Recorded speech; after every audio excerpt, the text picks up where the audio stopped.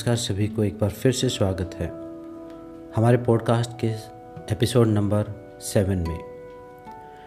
तो आज के एपिसोड में हम एक बहुत ही बेसिक सी चीज़ को लेने वाले हैं जो आपको योग की तरफ अपनी तरफ यात्रा कराने में बहुत ज़्यादा मददगार साबित होती है। मददगार साबित कैसे होगी? मुझे उसने बहुत मदद किया है उस चीज़ ने। कैसे मदद किया?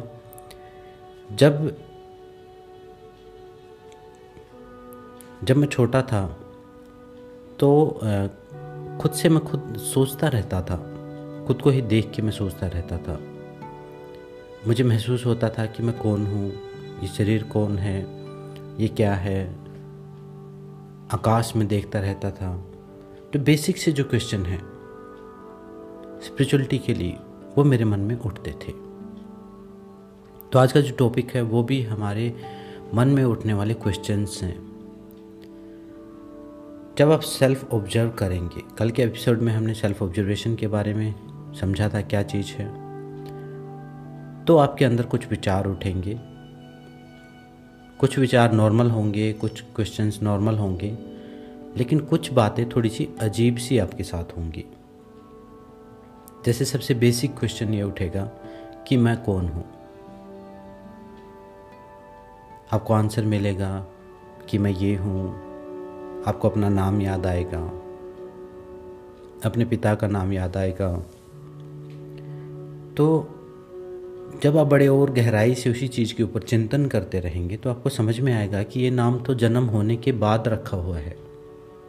मतलब जब आपने जन्म लिया उसके कुछ दिन बाद वो नाम फाइनल हुआ था। उससे पहले आप कौन थे? जब वो नाम नहीं पड़ा था तब आप कौन थे? तब आपकी क्या पहचान थी? आप इंडिविजुअल लेवल पर अपने माँ बाप, देश काल को अगर हटा दें तो हमारी क्या पहचान है? तो हम कौन हैं? कहाँ से हम आए हैं? ऐसे बेसिक क्वेश्चंस अगर उठें सेल्फ ऑब्जर्वेशन के टाइम तो उनको उठने दें। जब ऐसे क्वेश्चंस उठेंगे तो थोड़ी सी घबराहट आपको महसूस होगी, क्योंकि उनका आंसर आप जानते नहीं हैं। अगर आपने ईमानदारी से उनको उठने दिया तो वो एक बीज का काम करेंगे जो आगे जाके एक पेड़ बनने वाला है।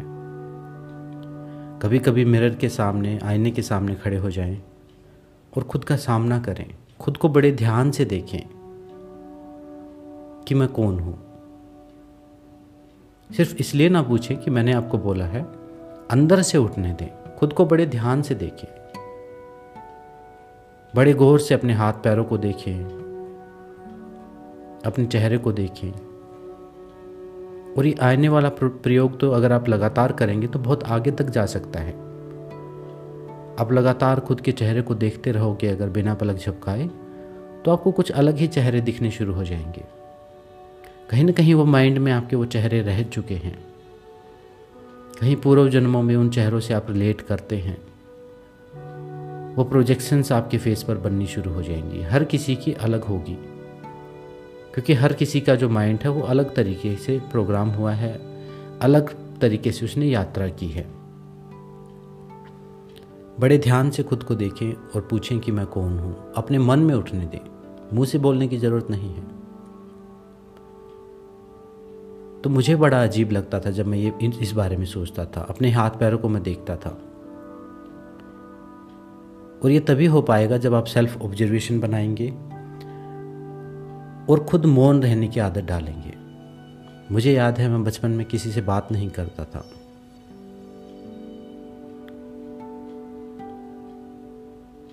बिना बात की बात तो दूर की बात है, मैं काम की बात भी नहीं करता था। इतना ज़्यादा चुप रहता था। मुझे नहीं पता क्या चीज़ थी वो, या कोई साधना थी या कोई पूर्व जन्म की कुछ संस्कार थे, क्या चीज़ थी, लेकिन वो अपने आप हुआ। खुद को मैं देखता था तो सोचता था कि कौन हूँ मैं। आकाश में तारों को मैं देखता था तो सोचता था कि अगर ये तारे हटा दिए जाएं, ये जो डार्कनेस है रात को दिखती है ये हटा दी जाए, या आकाश का नीलापन हटा दिया जाए तो क्या दिखेगा। ऐसे क्वेश्चंस अपने आप उठते थे। तो जब आप सेल्फ ऑब्जर्वेशन करेंगे, खुद के साथ अकेला रहना शुरू करेंगे, खुद पर ध्यान देना शुरू करेंगे, तो ऐसे सवाल उठने शुरू हो जाएंगे। हो सकता है अलग तरीके से भी उठे, जैसे महात्मा बुद्ध को उठे थे। महात्मा बुद्ध की जो जर्नी जो शुरू हुई थी इन्हीं बेसिक से सवालों से ही शुरू हुई थी। यही सवाल उनके माइंड में उठे थे कि मृत्यु क्या है, बुढ़ापा क्या है, रोग क्या है, क्या मैं भी बूढ़ा हो जाऊंगा। ऐसे ऐसे बेसिक सवाल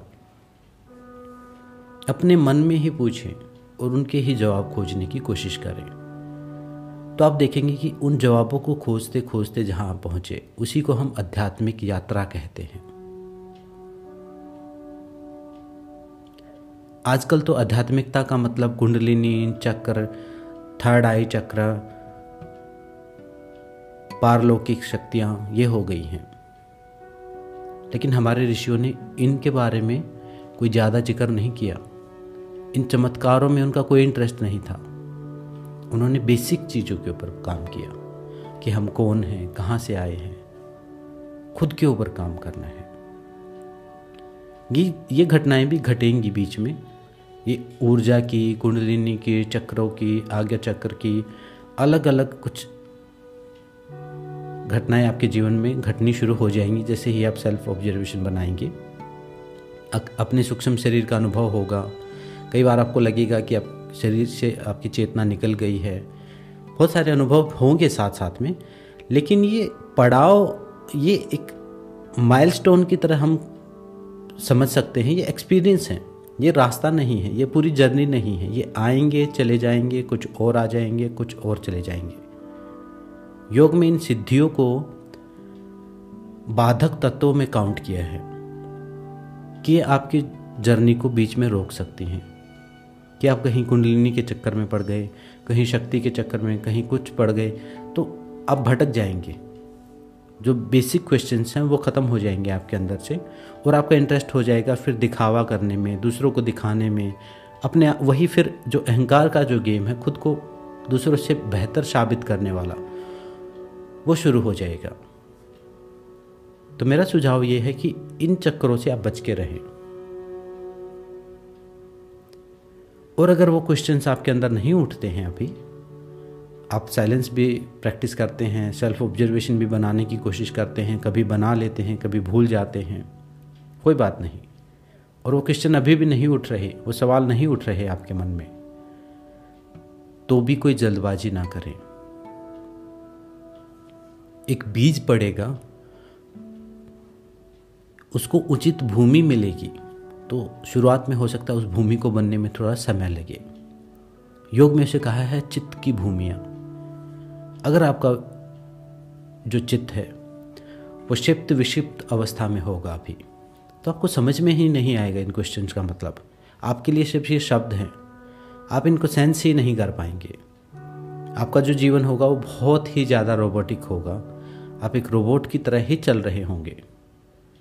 आपको भाव समझ में ही नहीं आएंगे, आपको प्रकृति समझ में ही नहीं आएगी, अकेला रहना समझ में ही नहीं आएगा। आपका मन करेगा कि 4 लोगों के बीच में बैठें, पार्टियों में जाएं, वो वही सारी चीज़ें, भाग दौड़, मतलब माइंड को जहाँ खुद का सामना करने के बजाय सब कुछ करना पड़े, वो मंजूर है, लेकिन खुद का सामना नहीं करना। अगर आप उस स्थिति में हैं, आपका चित्त उस अवस्था में है, अभी एकाग्र होना नहीं शुरू हुआ है, भूमि अभी उपजाऊ नहीं है कि जहाँ ये सवाल पनप के पेड़ बन सकें, तो भी कोई बात नहीं, जल्दबाजी ना करें। समय के साथ अपने आप उत्पन्न होंगे ये। तब आप उन चीज़ों के बारे में सोचें जो आपके लिए ज़्यादा प्रैक्टिकल हैं। अगर आपका शरीर ठीक नहीं है,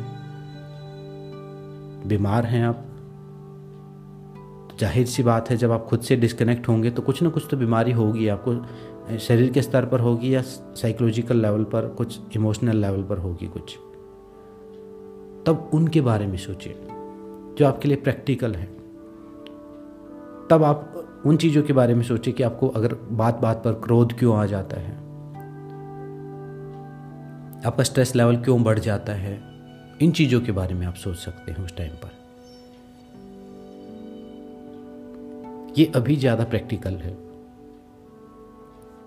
तो आज के पॉडकास्ट का मेन मतलब है खुद से क्वेश्चन करना शुरू करें, जिस लेवल पर भी हैं, जिस क्लास में भी आप हैं। कई बार क्या होता है कि हम बात PhD लेवल की कर रहे होते हैं, हम बात आत्मा की, परमात्मा की, भक्ति की, गुरुओं की, बड़ी बड़ी चीज़ों को हम क्रिटिसाइज कर रहे होते हैं, अपनी नाप तोल कर रहे होते हैं, कंपैरिजन कर रहे होते हैं, और खुद हम नर्सरी क्लास में होते हैं। खुद की जो सेल्फ अवेयरनेस है वो बहुत ही ज़्यादा जीरो है।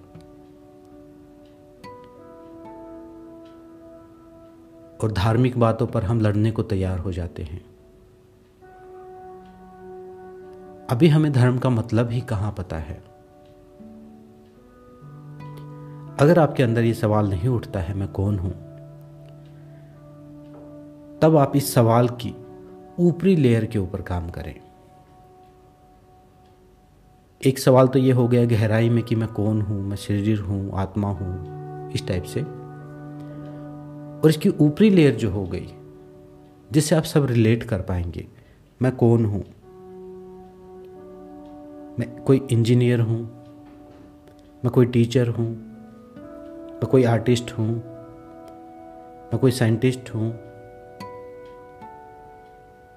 मैं कौन हूं। मेरे लिए बेस्ट सूटेबल प्रोफेशन क्या है, मेरा वर्ण क्या है, मेरा साइकोलॉजी टाइप क्या है। जो वर्ण व्यवस्था हमारी बनी हुई है, ब्राह्मण, वैश्य, क्षत्रिय और शूद्र, ये कोई जाति समाज के लिए नहीं बनी हुई है। ये 4 टाइप ऑफ साइकोलॉजी है। जो ब्राह्मण है उनको पढ़ाने में मजा आता है, कास्ट वाइज ब्राह्मण नहीं, जिनको पढ़ाने में मजा आता है, जिनको उपदेश देने में मजा आता है, दूसरों को टीच करने में मजा आता है, जो परमात्मा के ज्ञान को फैला रहे हैं या किसी भी टाइप की नॉलेज को फैला रहे हैं, वो किसी भी कास्ट में, किसी भी धर्म में पैदा हुए, वो ब्राह्मण हैं। इस ऊपरी लेवल के क्वेश्चन को तो हम पूछ ही सकते हैं।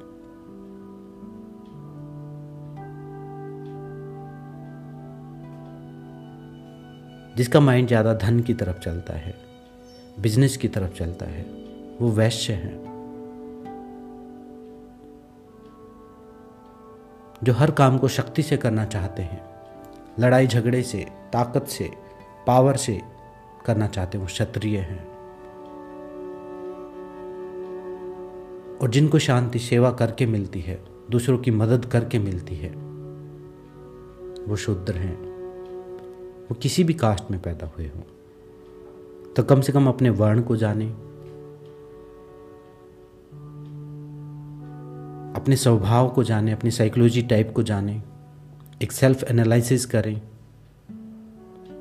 आजकल तो साइकोलॉजी के टेस्ट भी होते हैं खुद की पर्सनैलिटी को जानने के लिए कि मैं कौन हूँ। इस सवाल के जवाब को जानने के लिए आप साइकोलॉजी की मदद ले सकते हैं। इंटरनेट पर टेस्ट हैं बहुत सारे, वो आपको बताएंगे कि आपके लिए क्या बेस्ट प्रोफेशन है। उतनी गहराई की बात हम नहीं कर सकते अभी, तो ना करें। और जब हमारी भूमि तैयार हो जाएगी, उतना उपजाऊपन हमारे अंदर आ जाएगा, उतनी गहराई आ जाएगी, तब वो चीज़ें भी उठेंगी हमारे अंदर। लेकिन अभी फ़िलहाल तो ऊपरी लेवल की बातें आप जानने की कोशिश करें और अपने परिवार के लोगों को, अपने बच्चों को, अपने पति पत्नी को ये जानने में मदद करें कि वो कौन है। आत्मा परमात्मा तो वो खुद ही जानेगा, लेकिन वो क्या साइकोलॉजी टाइप है, किस चीज़ में इंटरेस्ट है।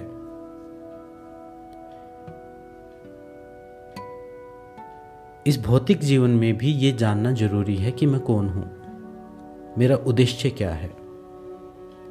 अभी तो हमारा जो मैं कौन हूं वो पड़ोसियों से निकल के आ रहा है कि पड़ोसी हमारा इंजीनियर है तो मैं भी इंजीनियर हूं, पड़ोसी हमारा डॉक्टर है तो मैं भी डॉक्टर हूं, उसका बच्चा ये कर रहा है तो मेरा बेटा भी यही करेगा।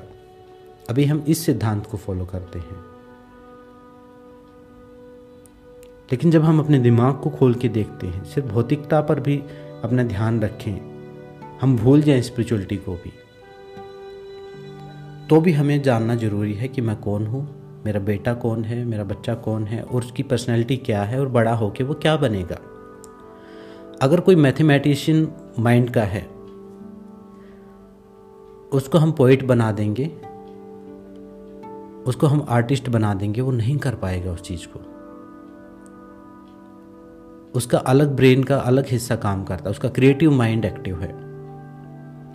और मान लीजिए कोई क्रिएटिव माइंड का है, उसको हम इंजीनियर बनाना शुरू कर दें, या हम उसको साइंटिस्ट बनाना शुरू कर दें, या हम उसको मैथ्स सिखाना शुरू कर दें जिसमें लॉजिक की ज़रूरत पड़ती है, वो नहीं कर पाएगा। हो सकता है आपको अच्छा लगता हो सकता है आपका बनने का सपना हो, आप नहीं बन पाए हो, तो आप अपने बच्चे को बनाना चाहें, तो कम से कम ये काम तो हम कर ही सकते हैं। इस बेसिक से क्वेश्चन को हम ऊपरी लेवल पर सोच सकते हैं। अगर उस लेवल पर भी हमने खुद को समझ लिया तो बहुत ज़्यादा कल्याण हो जाएगा, हमारा भी, हमारे बच्चों का भी और हमारे फैमिली मेम्बर्स का भी। मैंने लोगों को पिसते हुए देखा है, द्वंद्व के बीच में। जिस काम में इंटरेस्ट ना हो उस काम को घंटों तक करना पड़ता है। अगर आप उस लाइन में चले गए, प्रोफेशन में उस चीज को अपना लिया आपने, तो कम से कम उस चीज को जानने की कोशिश करें। और अगर आप नहीं जान पाए हैं उस चीज को, खुद को नहीं समझ पाए हैं, तो अपने बच्चों के लिए तो जानने की कोशिश करें कि ये कौन है, उनकी मदद करें उस चीज को जानने में। उनके ऊपर कोई चीज़ ना थोपें, पहले उनकी पर्सनैलिटी को समझें, कोई टेस्ट करें, कोई किसी काउंसलर से मदद लें, उसकी साइकोलॉजी को समझें, उसकी एक्टिविटीज़ को देखें। दूसरों को देखना तो बड़ा आसान काम है, तो आप अपने कम से कम बच्चों को तो देख ही सकते हैं। तो इन क्वेश्चंस का उठना बहुत ज़्यादा ज़रूरी है। अगर इनको समझ लिया तो आपका कल्याण हो जाएगा, आपके बच्चों का कल्याण हो जाएगा, तो भी काफ़ी जीवन सुखद होगा। क्योंकि वो काम सारी उम्र नहीं करना पड़ेगा, क्योंकि एक नौकरी में, एक जॉब में, एक प्रोफेशन में पूरा हमारी ऑलमोस्ट सारी उम्र निकल जाती है। उस प्रोफेशन में अगर हम गलत प्रोफेशन में चले गए तो फिर कौन हूँ, आत्मा हूँ, परमात्मा हूँ, वो धरे के धरे रह जाएंगे, विचार ही नहीं कर पाएंगे आप कभी। अपनी हॉबीज़ को, अपने इंटरेस्ट को जाने, कौन सा माइंड आपका एक्टिवेट है उस चीज़ को जाने, शरीर में कहाँ बीमारियां हैं, कहाँ स्ट्रेस है, क्या प्रॉब्लम है, उसको जाने। दूसरों के साथ हमारे जो संबंध हैं उनमें क्या प्रॉब्लम है, कहाँ हीलिंग की ज़रूरत है, कहाँ चीज़ें टॉक्सिक हो गई हैं, उन चीज़ों को समझने की कोशिश करें। मतलब सवाल करना शुरू करें। आध्यात्मिकता की शुरुआत सवाल से होती है। नर्सरी क्लास में अलग सवाल होंगे, मास्टर्स में अलग सवाल होंगे, लेकिन सवाल होने जरूरी हैं, तभी आप ग्रो करते हैं। अगर मैंने कोई बात कही और आपने मान ली बिना ही कोई सवाल किए, बिना ही खुद उस चीज़ को एनालाइज किए, बिना ही किसी सोचे समझे, तो वो अंधविश्वास हो गया। वो मैंने कितनी ही बात सच्ची कही हो, वो आपके अंदर तक नहीं उतर पाएगी, उसकी जड़ें गहरी नहीं हो पाएंगी जब तक आप सवाल नहीं करेंगे उस चीज़ के बारे में, खुद से या सामने वाले से, या कहीं खोज नहीं करेंगे, कुछ ढूंढेंगे नहीं, उस चीज़ को एनालाइज नहीं करेंगे।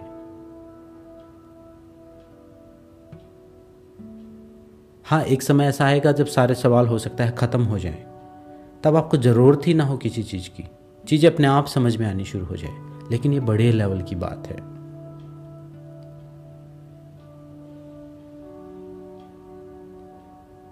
तो ऐसे ऐसे क्वेश्चंस को अपने जीवन में आने दें, उतरने दें। अपने साइकोलॉजी के लेवल को, अपने शरीर के स्तर को, अपने मन के स्तर को, भावनात्मक स्तर को समझने की कोशिश करें। अलग अलग लेवल पर अलग अलग तरीके के क्वेश्चंस करें, खुद से करें, और फिर उनके जवाब ढूंढने की कोशिश करें।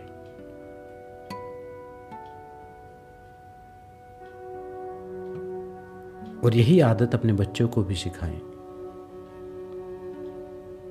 सवाल करेंगे तभी किसी चीज़ की गहराई में वो उतर पाएंगे, तभी किसी चीज़ को डेप्थ तक वो समझ पाएंगे।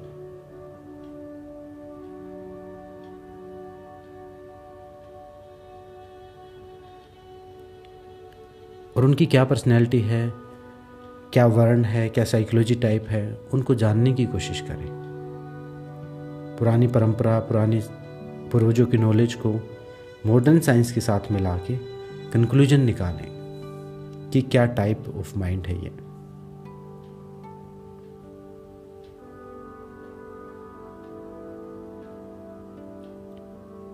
इन्हीं छोटी छोटी चीज़ों की वजह से जो रिलेशनशिप है माँ बाप का बच्चों के साथ, वो कोई खास गहराई तक रह नहीं पाता, क्योंकि माँ बाप थोप रहे होते हैं अपनी चीज़ें दूसरों के ऊपर, बच्चों के ऊपर।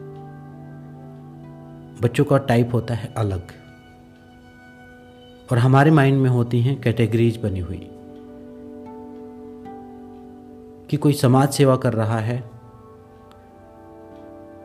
तो वो अलग कैटेगरी में है हमारे माइंड में, कोई सेवा का काम कर रहा है वो अलग कैटेगरी है, कोई धन कमाने का बिजनेसमैन है तो वो हाई कैटेगरी में है, कोई डॉक्टर है तो बड़े लेवल पर है। ये सबका अलग अलग तरीके का काम है, और जिसको जिस काम में आनंद आएगा उसी रास्ते पर वो ग्रो करेगा, वहीं से उसकी स्पिरिचुअल जर्नी शुरू होगी। तो आज के पॉडकास्ट को बनाने का उद्देश्य था खुद से सवाल पूछना शुरू करें, उन सवालों के जवाब खुद में ही खोजने की कोशिश करें, खुद को ही सेल्फ एनालाइज करें, अपने परिवार के लेवल पर करें, शुरुआत में ऊपरी लेवल पर करें, और धीरे धीरे उन सवालों को और गहराई तक जाने दें।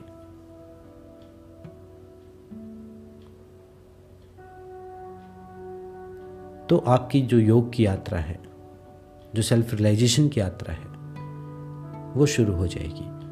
अगर आपने जान लिया कि मैं एक इंजीनियर हूँ, मैं एक डॉक्टर हूँ, या एक मैं राइटर हूँ, कोई भी काम छोटा बड़ा नहीं है, अगर आपने पूरे दिल से किया तो उसी फील्ड में आप बहुत आगे तक जा सकते हैं। कोई भी छोटे से छोटा काम भी हो सकता है, जिसको आप छोटा बोलते हैं। काम कोई छोटा बड़ा होता नहीं, लेकिन फिर भी अगर हम समझें तो भी।